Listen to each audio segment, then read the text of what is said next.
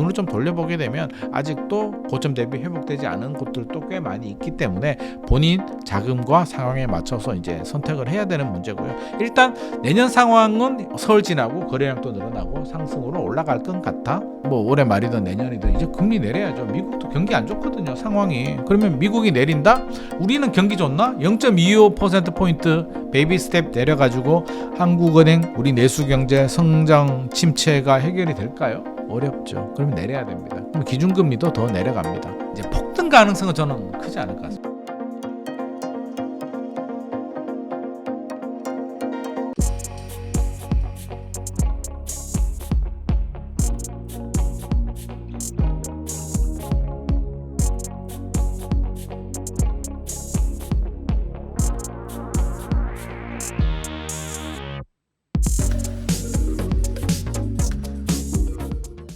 안녕하세요. 인터뷰 진행을 맡은 카프카입니다. 오늘은 김인만 대표님 모시고 부동산 시장에 대한 이야기 나누어 보도록 하겠습니다. 대표님 안녕하세요. 안녕하세요. 네, 간단하게 인사해 주시죠. 안녕하세요. 김인만 부동산 경제연구소 대표 김인만입니다. 이렇게 자주 불러주셔서 감사드리고요. 그 사이에 또 부동산 시장이 좀 많은 변화가 있는 것 같습니다. 맞습니다. 한 달 만에 진짜 많은 변화가 있었는데요. 네.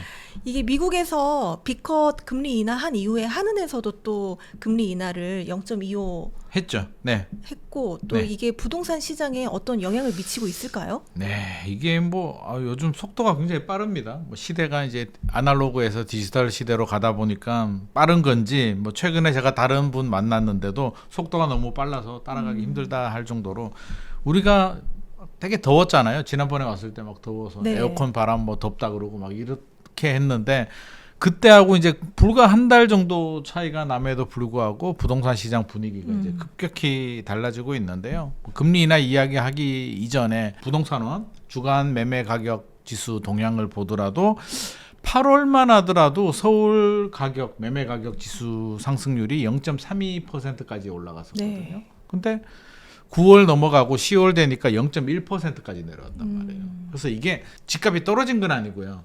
속도가 그러니까 자동차로 따지면 한 130, 140km 정도로 달리다가 갑자기 한 달 만에 60km로 뚝 떨어지는 네. 지금 상승세가 굉장히 둔화되고 있다. 0.1% 정도로 지금 굉장히 약화됐고요. 거래량을 보더라도 거래량도 깜짝깜짝 놀라는데 일단 7월 서울 아파트 거래량이 많아도 너무 많았어요. 8,800건이 넘었는데요. 8,800건이 얼마나 대단한 숫자냐면 우리 2020년, 2021년 집값 막 폭발하고 할 때 단 2달만 10,000건이 넘었고요. 그 2달을 제외하면 8,000건을 넘은 달이 없습니다. 서울에. 그러니까 넘버 3인데 또 왜 더 대단하냐면 2020년, 2021년에는 너도 나도 실수요자들도 집을 사고 또 투자하시는 분들, 다주택자들도 뭐 갭 투자도 하고 여러 가지 수요들이 다 몰려들면서 거래량을 올렸는데 최근의 양상을 보면 실수요자들, 네. 무주택 기다리고 있는 분들이 집을 사거나 아니면 하나 있는 집을 팔고 갈아타는 실수요자들이 주로 움직여서 8,800건 거래를 올렸다는 점은 굉장히 놀라운데 여기까지는 좋았는데 이제 8월부터 좀 줄어듭니다. 한 6,100건 정도로 줄어드는데 사실 6,100건도 굉장히 높아요. 비율은 상대적으로 7월과 비교해 보면 거래량이 30% 정도 줄었다라고 우리가 이야기를 하는데 사실 6,000건 정도면 굉장히 높은 수준이고요. 평균 따지더라도 굉장히 높습니다. 우리 올해 2024년 1월, 2월 거래량이 뭐 2,000건대 정도였기 때문에 그때 비교해 보면 3배나 높은 거래량임에도 불구하고 7월과 비교해 보면 낮다. 근데 이제 9월로 넘어갑니다. 9월 통계는 이제 마지막까지 좀 기다려야 되기 때문에 왜 우리 실거래 신고가 30일이니까 10월 30일까지 기다리면 이제 최종 통계가 나오는데 제 생각에는 한 4,000건대 정도로 머물 것 같습니다. 그러면 8월이 6,000건, 그러니까 7월이 8,000건 넘었고요. 8월이 6,000건대, 9월이 이제 4,000건대로 내려옵니다. 그래서 거의 이제 상승분 거의 다 반납하는 수준. 거래량으로 보자면은요, 거의 3월, 4월 수준으로 돌아옵니다. 그래서 전체적으로 이제 분위기가 이렇게 형성되다 보니까 한국은행이 이제 기준금리를 내렸는데 고민 많이 했죠. 최근에 아마 8월부터 한국은행 총재께서 여러 가지 발언들을 많이 하셨어요. 집값 뭐 너무 많이 오른다, 걱정이다, 우려된다. 국토부 장관보다 부동산 걱정을 하잖아. 제가 네. 볼 때는 한국은행 총재가 야 저분이 왜 저렇게 걱정을 많이 하나? 라는 생각이 들 정도로 굉장한 우려, 걱정을 표했는데 사실은 그게 어떤 시그널이겠습니까? 진짜 한국은행 총재가 서울집값 물론 걱정은 되겠으나 네. 그렇게 여러 발언들을 한다는 얘기는 그러니까 고위직에 계시는 분들이 한마디 한마디 하는 건 다 계산이 있는 거거든요. 어떤 계산? 야 우리 금리 인하해야 되는데 지금 경기가 안 좋잖아. 성장률도 둔화되고 내수 경제도 안 좋고 지금 자영업자도 굉장히 힘들거든요. 야 금리 내려야 되는데 서울 집값 봐봐. 7월 8월 보니까 이거 내릴 수가 없잖아. 야 정부 니들 똑바로 안 할래? 라는 경고를 지금 계속 줬습니다. 금감원장이 이제 은행장들을 불러서 이제 창구 지도를 하죠. 야 너 똑바로 안 할래? 왜냐하면 이제 여러 가지 규제들이 있는데 이제 법을 바꾸는 규제들은 사실 국회 문턱을 현실적으로 넘기 어렵기 때문에 안 되는 부분이고요. 시행령을 바꾸는 부분에 대해서는 또 뭐 국무회의를 통해서 할 수도 있습니다만 또 여러 가지 부작용들이 나올 수가 있어서 가장 쉬운 방법이 대출을 대출 조이는 규제. 거죠. 네. 그냥 은행장들 불러가지고 그냥 야 미팅 한번 하자라고 불러서 이제 경고 한번 주는 거죠. 똑바로 안 할래? 가계부채 관리 좀 해. 은행들이 어떻게 합니까? 금리를 올렸습니다. 가상금리를 올려가지고 이제 대출 문턱을 좀 올렸는데 그러다 보니까 불만의 목소리들이 나오죠. 이자 장사하냐? 야 집값 잡으라고 하니까 뭐 대출 서민들만 죽이느냐? 네. 불만의 목소리들이 나오고 그래도 살 사람들은 삽니다. 금리를 올렸을 뿐이지 대출은 가능하니까요. 7월 8월 거래량이 폭증하니까 금감원장이 또 부르죠. 야 똑바로 안 할래? 누가 장사하라 그랬어? 가계부채 관리하라고 이제 은행들이 막 창구 지도에 나서죠. 그래서 뭐 신용대출 뭐 1억 원까지만 허용해주고 뭐 집 하나 있는 분들은 뭐 추가 대출 안 해주고 뭐 전세 대출까지 막아버리고 뭐 난리도 아니었습니다. 자 효과가 있었죠. 우리가 정책이 나오거나 뭐 한국은행 총재나 금감원장이나 대통령이나 국토부 장관이 한마디 한마디 하는 건 다 의미가 있다. 그래서 다행히 집값이 안정이 되죠. 한국은행 입장에서는 이제 금리 인하를 하는 데 있어서 저는 굉장히 용기를 냈다. 큰 결정을 했다고 생각하는데요. 세 가지 좀 걸림돌이 있었습니다. 한국은행 입장에서는 첫 번째는 이제 미국인데 네. 만약에 미국이 B컷을 하지 않았더라면 한국은행은 아마 기준금리 내리지 못했겠죠. 왜냐하면 기존 미국이 9월 B컷 하기 전까지만 하더라도 미국과 우리나라의 기준금리 차이는 2%포인트 정도 벌어져 있었는데 자금 유출 가능성이 크다는 거죠. 단순히 뭐 미국이 금리가 높을 수도 있는데 우리나라는 안전한 나라가 아니잖아요. 그렇죠. 불안한 나라잖아요. 네. 최근에도 뭐 이게 뭐 지정학적 요소도 있고 최근에 풍선도 막 날리고 네. 뭐 무인기 가지고 뭐 난리도 치고 하는데 우리는 휴전 국가입니다. 우리만 잘 못 느끼죠. 뭐 북한이 미사일 뭐 이게 동해로 쏘았다. 늘 있었던 일이라고 생각하죠. 그러니까 막 긴장이 조성이 되면 우리는 아무 생각이 없는데 미국에 계시는 제 지인이 연락이 오더라고요. 너희도 괜찮냐고. 그래서 뭐가 괜찮아? 무슨 무리야? 그러면 야 너 뉴스 안 보냐고. 그러니까 우리가 무감각한 거지 국제 정세는 우리를 굉장히 예의주시를 하고 불안하게 보고 있습니다. 사실은. 그러면 이 투자 자금이 우리나라에 들어와 있는데 그렇잖아요. 이 위험 국가 따지고 보면 위험 국가죠. 그렇죠. 위험 국가에 돈이 들어왔다는 얘기는 왜 들어왔을까요?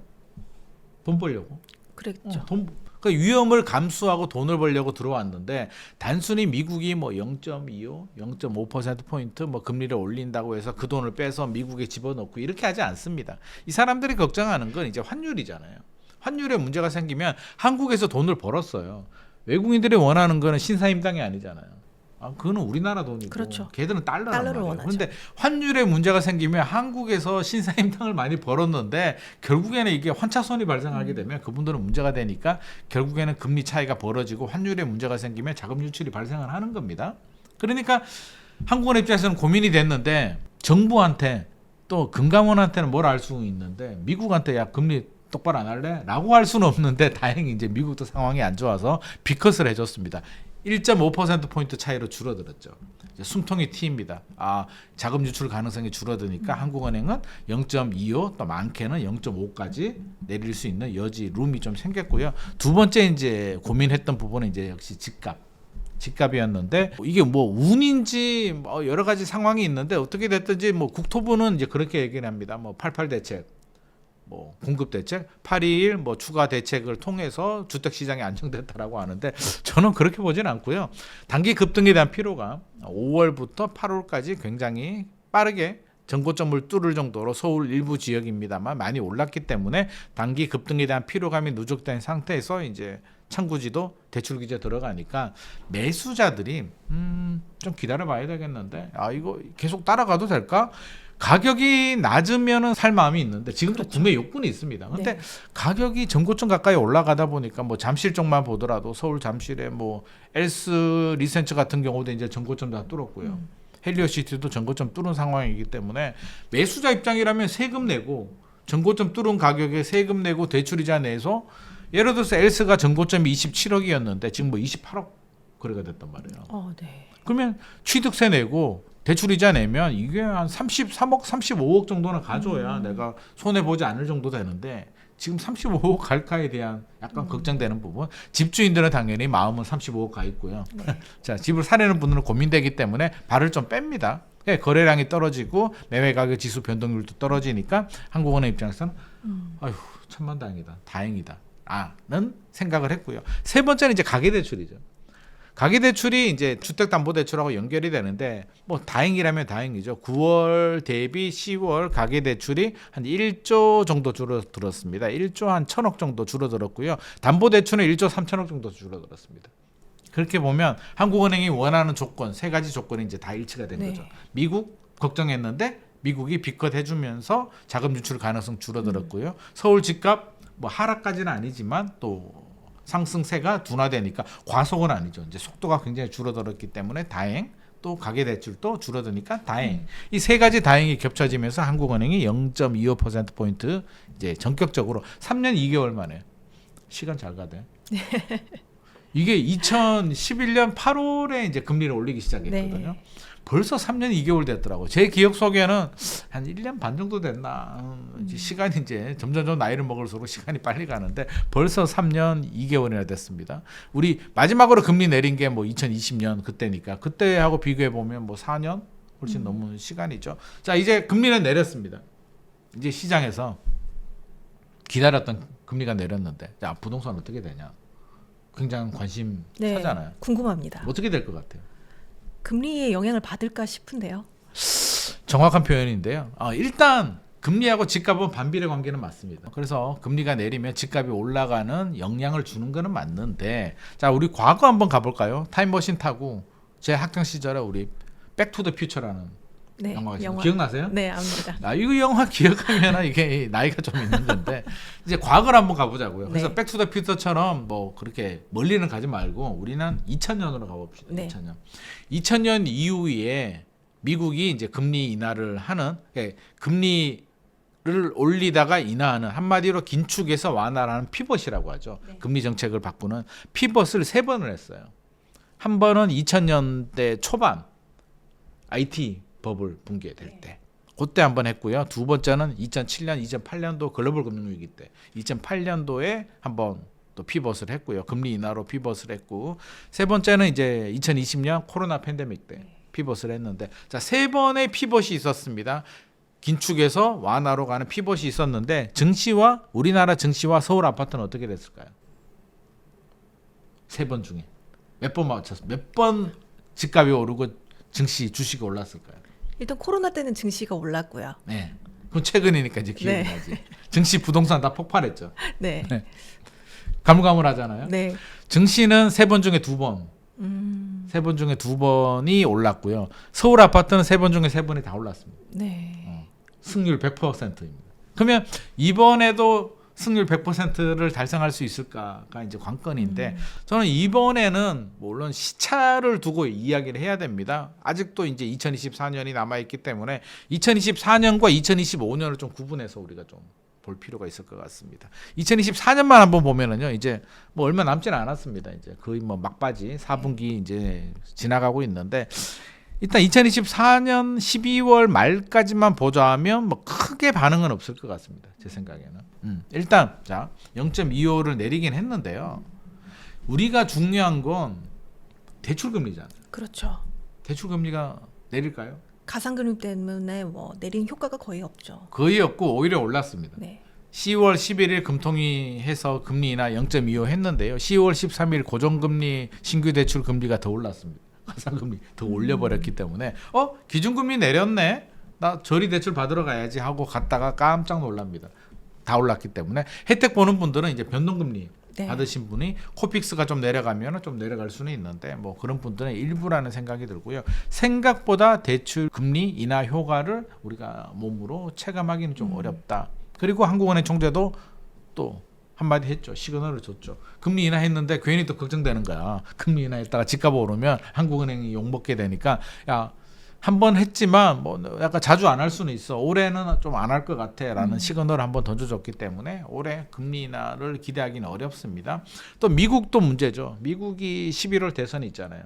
미국도 이제 빅컷을 했는데 하고 나니까 좀 고민되는 거예요. 불안하기도 하고. 그래서 아마 대선 전에 또 다시 뭐 금리 인하를 단행하기는 현실적으로 좀 어려울 것 같고 12월에 될지 안 될지는 좀 지켜봐야 되겠습니다만 어떻게 됐든지 여러 가지 상황을 보게 되면 일단 대출 금리 인하 효과는 굉장히 좀 제한적이다. 네. 그리고 집값이 우리 앞서서 단기 급등에 대한 피로감 이야기를 했는데 좀 서울 수도권 일부 지역들이 좀 과열 양상을 그렇죠. 보인 건 맞아요. 네. 단기적으로 너무 많이 올랐는데 뭐 잠실 엘스 이제 왜 제가 잠실 얘기를 하냐면 약간 좀 표본화되어 있잖아요. 네. 서초구 강남구는 약간 좀 개별적이고 그들만의 리그가 좀 동네별로 특성이 있는데 잠실은 엘스 그 옛날 잠실 주공이죠. 잠실 주공 1, 2, 3, 4단지 뭐 잠실 시형 아파트, 잠실 시형 아파트가 파크리오고요. 네. 1단지가 엘스, 2단지가 리센츠, 3단지가 트리지움, 4단지가 레이크 팰리스 이렇게 한 번에 2007년, 2008년 한 번에 입주했기 때문에 2만 세대 정도의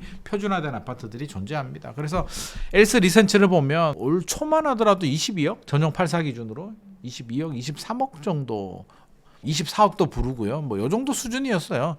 2022년 12월, 2023년 1월 금리가 올라가면서 떨어졌을 때 10층 이상 기준으로요. 중간층 이상 기준으로 19억 정도까지도 내려갔다가 뭐 22억, 24억 사이 왔다 갔다 하다가 최근에 쭉쭉쭉쭉 올라가더니 뭐 28억을 부르더라고요. 너무 단기간에 많이 올라갔는데 앞서서 제가 얘기했듯이 이제 매수자들이 중요한데 토지 거래가도 걸려 있어요. 맞아요. 전세 끼고도 좀 못 사기도 하고 실수요자들이 사야 되는데 자 28억의 아파트를 실수요자들이 산다면 만약에 대출이 나오더라도 14억 정도 50% 받으면 14억 정도인데 14억 대출을 받으면서 실수요자들이 사기는 만만하지 않는. 그렇죠. 그러면 어떤 분들이 사냐면 예를 들어서 강동구의 뭐 그라시움이라든지 이런 아파트를 계시는 분들이 팔고 이제 갈아타기를 하는 거죠. 상급지 이동을 하는 겁니다. 강동구에 계시는 분들은 다는 아니겠으나 이제 상당수 분들은 이제 잠실, 네. 송파로 갈아타는 게 약간 꿈 같은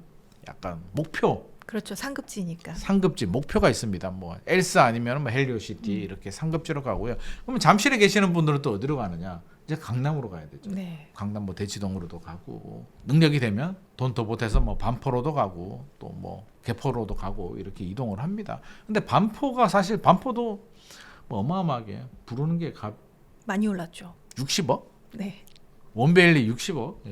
그게 굉장히 큰 사건이에요. 사실은 원밸리 60억이 한강 뷰가 나오는 일부 물건인데 약간 그들만의 리그가 좀 있잖아요. 돈 많은 분들. 진짜 돈 많은 사람도 많거든요. 대한민국에. 그런 분들은 1억 오르고 내리고가 중요하지 않은 분들이 있어요. 네. 제가 몇 년도더라? 2022년인가요? 그 무렵인데 제가 전화를 받았는데 아시는 이제 회장님한테 뭐 전화를 받았는데 야, 그 우리 아들 원밸리 하나 사줬잖아. 뭐 이런. 원밸리 말도 안 해. 원밸리인지도 몰라. 그 뭐야 강남 터미널 옆에 있는 그 공사하는 아파트 그거 하나 사줬잖아. 아 원밸리요? 그게 서울에서 제일 좋다며. 그냥 아들 하나 사줬어. 뭐 이런 그 개념. 그러니까 따지고 분석하는 게 아니라 그게 뭐 백화점 근처에 뭐 살기 좋잖아. 그거 하나 사줬어. 이런 개념이기 때문에 60억이 그냥 돈 있는 분들이 살 수가 있고요. 의외로 요즘 반포가 굉장히 많이 이제 부천으로 자리를 잡고 있는데 가보면 매물이 없어요. 문제는 매물이 없다는 거고. 그러면 어떤 분들이 사는 것 같아요? 야, 그 정도 돈이면 우리 돈은 좀 기성세대들?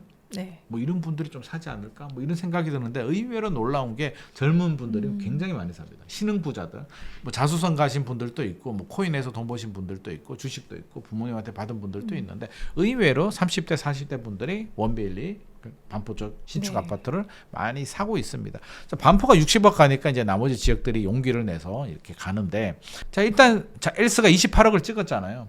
그러면 수요층이 계속 붙으려면 고덕, 강동구 이런 쪽에 아파트 가격이 올라가 가지고 팔고 가야 되고, 그럼 고덕으로 누가 들어오느냐? 하남에 계시는 분들이, 뭐 미사나 이런 쪽에 있는 분들이 오고, 미사는 또 다른 지역에서 오고, 이렇게 순환 구조로 오고 팔고 갈아타고 사고가 이루어져야 되는데, 지금 분위기가 이게 순환 구조가, 돈 있는 사람들은 많은데 모든 국민들이 다 경기가 좋거나 되지 않기 때문에 순환 구조가 어느 정도 끊겨요. 서울을 벗어나게 되면 그렇게 좋은 분위기는 아니기 때문에 네. 경기도에서도 이제 서울 가까이 있는 지역들, 뭐 광명이나 뭐 과천은 사실, 과천을 경기도로 봐야 되는지, 저는 과천은 사실 서울 아닌가 하는 생각도 좀 가지고 있는데, 일단 뭐 과천, 뭐 광명, 하남, 수원, 성남, 뭐 용인 이런 지역들이 일단 뭐 인프라가 좋은 지역들은 좀 괜찮고요. 나머지 지역들은 올랐나?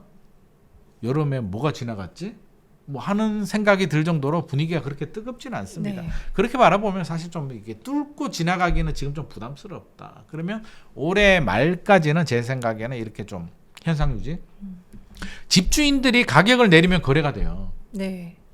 집주인들이 가격 내릴까요? 아니요, 요즘 호가만 계속 부르는 것 같아요. 호가가 부르는 수준이 뭐 그냥 뭐 우습게 막 불러요. 네. 뭐 28억, 29억. 제가 제 유튜브에, 저도 이제 유튜브를 좀 뭐 조그만하게 하고 있는데, 잠실주공 5단지를 이제 분석하는 영상을 하나 찍어서 뭐 크게 고민하지 않고 이제 하나 올렸거든요. 이게 미래에 얼마가 오를지에 대한 불확실성을 우리가 이야기할 수는 없으니까, 뭐 잠실주공 5단지가 강남하고 비교해서 지금 재건축이 된다면 뭐 저는 쉽게 뭐 미니엄으로 한 뭐 그래도 한 35억 정도는 뭐 충분히 갈 수 있다. 그래서 앞으로 좋아지는 아파트고 이렇게 얘기했더니 댓글이 욕은 엄청 먹었습니다. 45억, 50억 가는 아파트를 네가 뭔데 35억이라고 네가 얘기를 하냐라고 해서 욕은 엄청 먹었는데, 지금 가지고 있는 분들은 이제 기대치가 굉장히 높은 거죠. 잠실주공 5단지가 이제 전용 84가 45억, 50억이 가면 야, 반포 대치동 얼마를 가야 원빌리는 될까? 얼마 가야 되나요? 원빌리 전용 84 100억 가야 될까요? 그래서 지금은 좀 사실 좀 부담스럽다. 그래서 올해 말까지는 이런 분위기가 좀 이어질 가능성이 높을 것 같습니다. 그렇다면 25년 네, 부동산 시장은 어떻게 전망하시나요?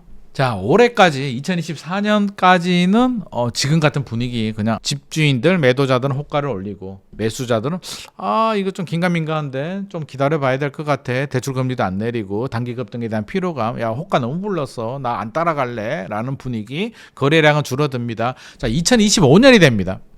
이제 몇 달 남지 않았어요. 새해가 되면 어떤 일이 발생하느냐?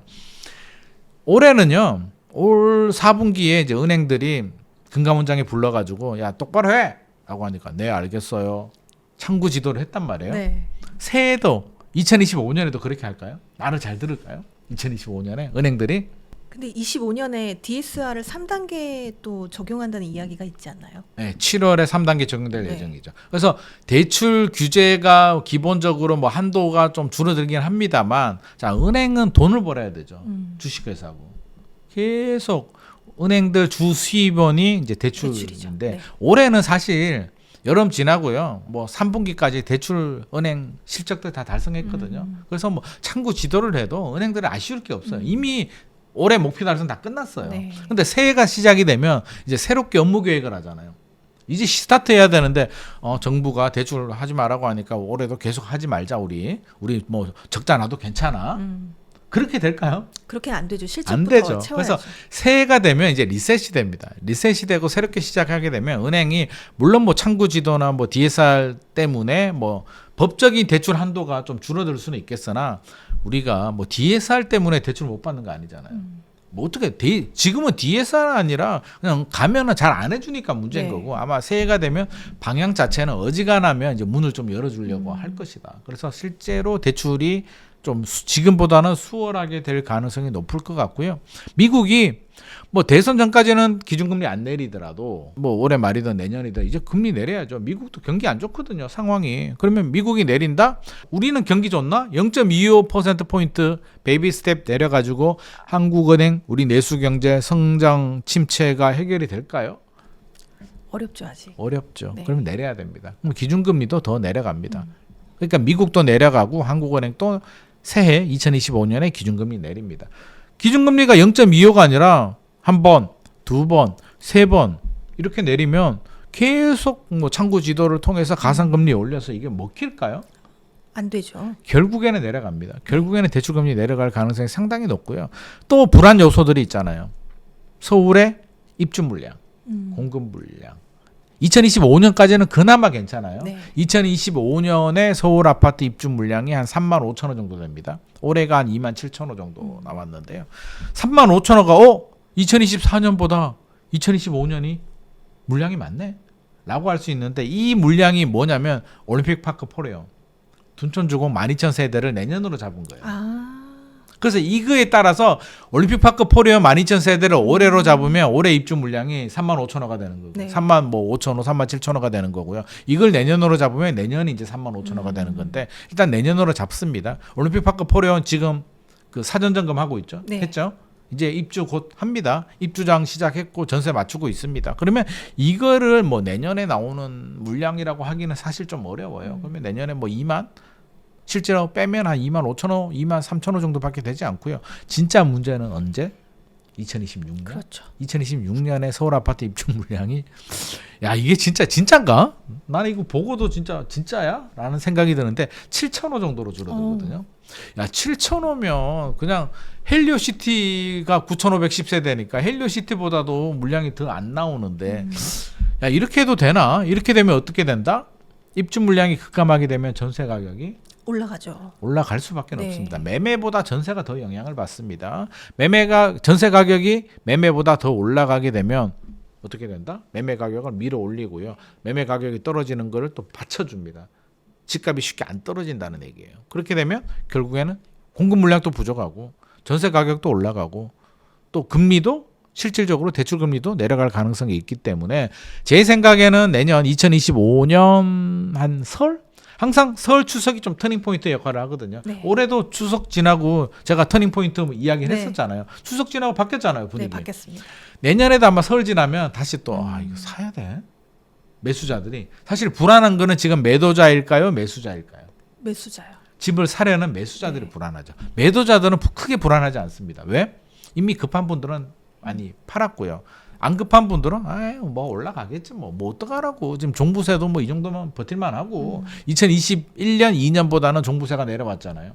해볼만 해. 그리고 뭐 공급 물량 줄어들고 전세 올라가고 뭐 어떡하겠어. 서울은 물량 없잖아 라는 버티기 모드로 들어가는데, 매수자들은 일단 지금은 관망을 하는데 계속 관망을 해야 될까?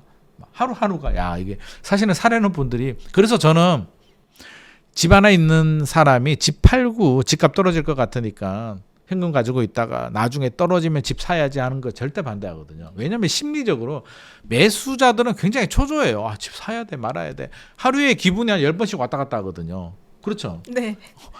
아니 집값 오른다는 뉴스 들으면 막 내가 무슨 짓을 한 거야, 빨리 샀어야 되나라는 생각도 들고, 떨어진다는 소식 들으면 안도의 한숨을 쉬다가도 야 이러다가 또 반등하면 어떡하지 라는 걱정도 되고, 하루에 수없는 걱정 스트레스를 받고 있기 때문에 매수자들이 불안해요. 근데 추석 이후에 잠잠하다가 이제 설 정도 되면 이제 한 5개월 6개월 지나가거든요. 아무래도 사야 될 것 같아 라는 생각이 들 수밖에 없습니다. 그러면 설 지나고 다시 거래량이 좀 늘어나면서 서울 집값이 수도권 일부 지역들도 다시 또 올라갈 가능성이 높습니다. 그래서 사야 되는 분들 있잖아요.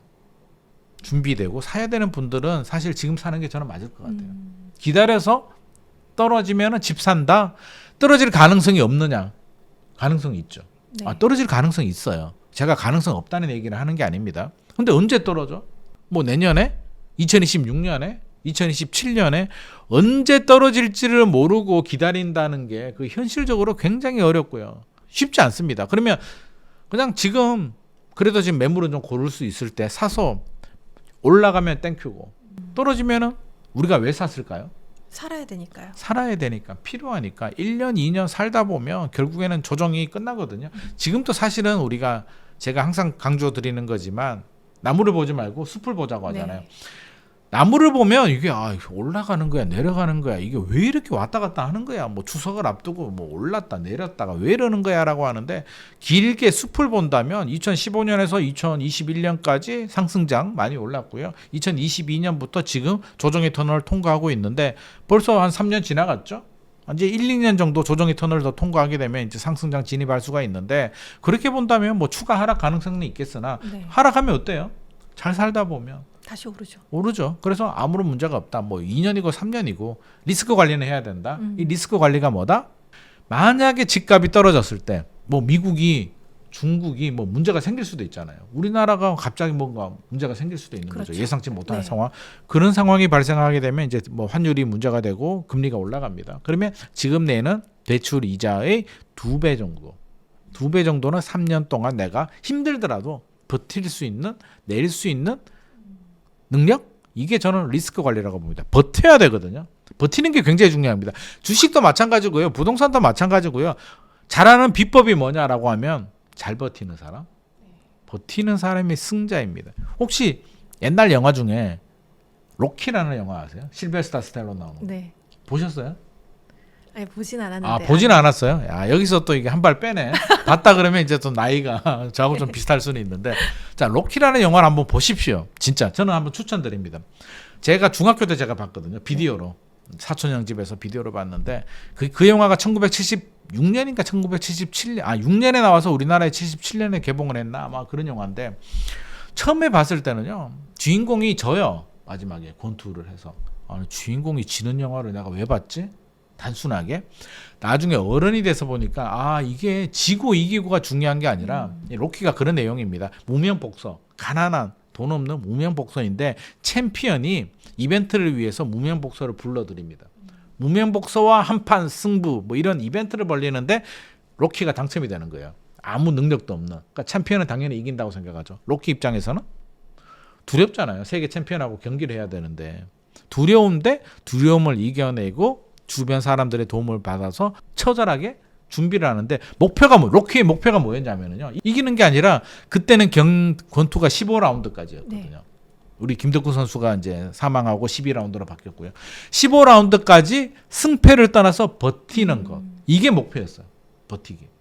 버티기가 쉬울 것 같습니까? 막 두들겨 맞는데 요즘 말로는 이제 개 두들겨 맞잖아요. 눈탱이 밤탱이가 되는데 쓰러지고 싶죠. 그래도 로키는 쓰러져도 일어나서 버팁니다. 15라운드까지.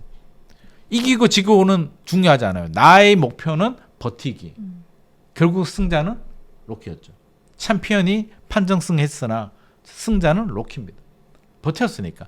물론 로키 2 가면 이제 로키가 챔피언이 되긴 하는데 네. 버텨서. 그래서 저는 그 영화 보면서 드는 생각이 이게 우리 인생과 부동산이 똑같다. 아무리 힘들어도 두들겨 맞고 못 버틸 것 같고 넘어져도 일어나서 버티는 사람은 반드시 좋은 결과가 나옵니다. 그래서 버티기. 부동산 투자의 가장 중요한 핵심은 버티기입니다. 그래서 사서 버티면 됩니다. 네. 그래서 크게 걱정하지 마라. 필요하신 분들은 막 올라가고 막 과열될 때 같으면 사실 매물 집 보기도 어려워요. 집 좀 보여주세요. 그러면 매물 없는데요. 이렇게 되잖아요. 그래서 지금 같은 분위기에 좀 조용하고 관망이 되고 집주인들이 또 일부 집주인들은 매물을 내놓을 때 사도 좋은데 그렇다고 해서 뭐 호가 막 올라가고 지나치게 부담스럽다. 야 이건 아닌 것 같아라는 집을 무리해서 사라는 얘기는 아니고요. 눈을 좀 돌려보게 되면 아직도 고점 대비 회복되지 않은 곳들도 꽤 많이 있기 때문에 본인 자금과 상황에 맞춰서 이제 선택을 해야 되는 문제고요. 일단 내년 상황은 서울 지나고 거래량도 늘어나고 상승으로 올라갈 것 같아. 근데 여기서 이제 한 가지 더 말씀드리면 야 폭등하면 어떡하지? 큰일 났네 라고 하는데 이제 폭등 가능성은 저는 크지 않을 것 같습니다. 올해도 그랬잖아요. 작년에도 그랬죠. 올라가다가 좀 설 지나고 추석 지나고 조정됐고 올해도 올라가다가 조정됐잖아요. 이게 이제 조정의 터널을 지나가는 과정의 전형적인 모양새인데 내년에도 아마 이렇게 될 가능성이 높습니다. 거래량 좀 늘어나다가 또 조정이 되다가 폭등 가능성이 저는 크지는 않을 것 같습니다. 일단 폭등이 되려면 매도자들이 올린 호가를 미친 듯이 따라와야 되는데 소득 대비 집값이 사실상 좀 너무 올라간 건 사실이고요. 최근에 제가 이제 듣는 이야기 중에 하나가 이제 집 가진 분들 소위 말해서 이제 부동산 투자를 잘하신 분들, 부동산을 좀 많이 가지고 계시는 분들, 이런 분들이 걱정을 하기 시작했어요. 집값 올라가면 좋잖아요. 네. 올라가면 좋음에도 불구하고 최근에 올라가는 호가나 상승세를 보고 걱정하기 시작했어요. 야, 이렇게 올라가는 건 좀 아닌 것 같은데 나는 가지고는 있으나 이렇게 올라가면 우리 소득 대비 구매력이 쉽지 않기 때문에 못 따라가기 때문에 이거 경제에 압박 요인을 작용할 수가 있고 지나치게 오버슈팅이 되면 일본처럼 또 잃어버린 20년에 갈 수도 있고 네. 우리 자녀 세대로 가면 또 문제가 될 수도 있기 때문에 걱정을 하기 시작했어요. 가진 자들이. 그 얘기는 사실 좀 오버슈팅이 좀 된 부분이 있다. 고평가가 된 부분이 있기 때문에 그리고 금리가 내려가는데요. 저금리로 갈까요? 그렇게까지 가진 않을 것 같은데요. 쉽지 않습니다. 네. 미국도 중금리로 갈 겁니다. 지금 금리가 내리긴 내리는데 아마 미국은 3% 중반대 정도에서 멈출 가능성이 높고요. 우리나라는 천천히 내리긴 하겠으나 2% 중반대. 그러니까 지금이 이제 3.5에서 0.25 내려서 3.25 정도인데 제 생각에는 한 2.5%까지는 내려갈 가능성이 있을 것 같습니다. 근데 그거 이하로 내려가서 2% 이하로 뭐 1%대로 이렇게 내려가는 건 현실적으로 굉장히 좀 부담스럽다. 대한민국이 위기가 와서 정말 심각해요. 경제 위기가 왔어요. 그러면 저금리 갈 수가 있는데 그런 상황이 아니라면 우리나라 한국은행은 2% 중반대 정도에서 머무를 가능성이 있기 때문에 대출금리도 좀 내릴 수는 있으나 우리가 생각하는 저금리, 제로금리, 뭐 대출금리가 뭐 1%, 뭐 1.5%, 뭐 2% 초반대 이렇게 나오는 거는 현실적으로 좀 어려울 것 같습니다. 그래서 이렇게 전반적으로 본다면 2025년 또 설 지나고 이제 반등 거래량이 늘어나고 좀 회복이 되고 매매 가격도 좀 올라가긴 하는데 폭등까지는 쉽지 않다. 폭등 분위기가 조성이 되면 또 매수자들이 또 빠지죠. 왜냐하면 뭐 경제도 쉽지 않고 계속 이렇게 따라가기 선순환 구조로 팔고 갈아타기가 사실 지방부터 이렇게 올라와줘야 되는데 지방이나 수도권 외곽 지역들은 여전히 어렵기 때문에 그런 구조로 되기는 2025년은 일단 쉽지는 않을 것 같습니다. 네.